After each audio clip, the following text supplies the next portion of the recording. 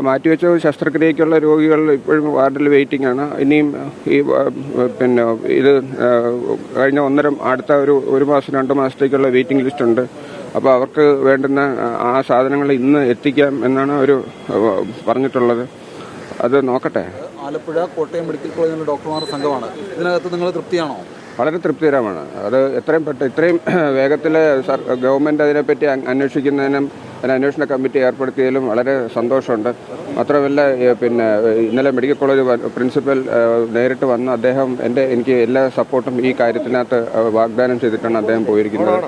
മാത്രമല്ല ഫോൺ വഴി ഇതിൻ്റെ ഉത്തരവാദിത്തപ്പെട്ട നിരവധി നേതാക്കളും നിരവധി ഉദ്യോഗസ്ഥരും എന്നെ ബന്ധപ്പെട്ട് ഈ പ്രശ്നം അടിയന്തരമായിട്ട് പരിഹരിച്ചു തരാം എന്ന് ഉറപ്പ് നൽകിയിട്ടുണ്ട്. അതിൽ വളരെ താല്പര്യമുണ്ട്.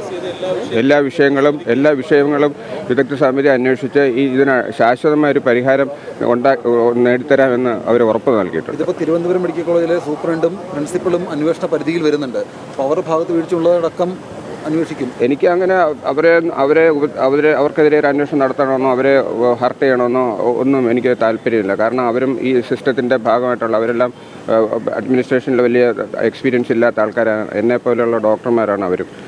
അഡ്മിനിസ്ട്രേഷനെ പറ്റി യാതൊരു ബാലപാഠങ്ങളോ അറിയാത്ത ആൾക്കാരാണ് പ്രിൻസിപ്പലും സൂപ്രണ്ടും ഒക്കെ ആയിട്ട് പോസ്റ്റ് ചെയ്യുന്നത് മെഡിക്കൽ കോളേജുകളിൽ. ഹെൽത്ത് സർവീസിലുള്ളതുപോലെ അഡ്മിനിസ്ട്രേറ്റീവ് കേഡർ എന്നൊരു പോസ്റ്റ് DME സർവീസിലില്ല. അതുകൊണ്ട് തന്നെ അഡ്മിനിസ്ട്രേഷനെ പറ്റി അവർക്ക് പുതുതായി ജോയിൻ ചെയ്യുന്നവർക്ക് ഒരു തരത്തിലുള്ള വിജ്ഞാനവും ഉള്ളതല്ല. അതുകൊണ്ട് തന്നെ അവർക്ക് ഈ കാര്യങ്ങളിൽ നടപടികൾ എടുക്കാനും അതിൽ തീരുമാനങ്ങൾ എടുക്കാനും പരിമിതികളും ഭയവും ഉണ്ടാവും. അത് തീർച്ചയായിട്ടും നമ്മൾ പരിഗണിക്കേണ്ടതാണ്.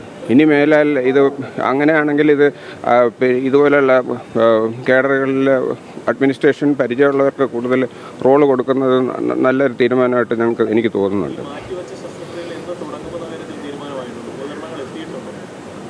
മാറ്റിവെച്ച ശസ്ത്രക്രിയയ്ക്കുള്ള രോഗികൾ ഇപ്പോഴും വാർഡിൽ വെയിറ്റിംഗ് ആണ്. ഇനിയും ഇത് കഴിഞ്ഞ അടുത്ത ഒരു മാസം 2 മാസത്തേക്കുള്ള വെയിറ്റിംഗ് ലിസ്റ്റ് ഉണ്ട്.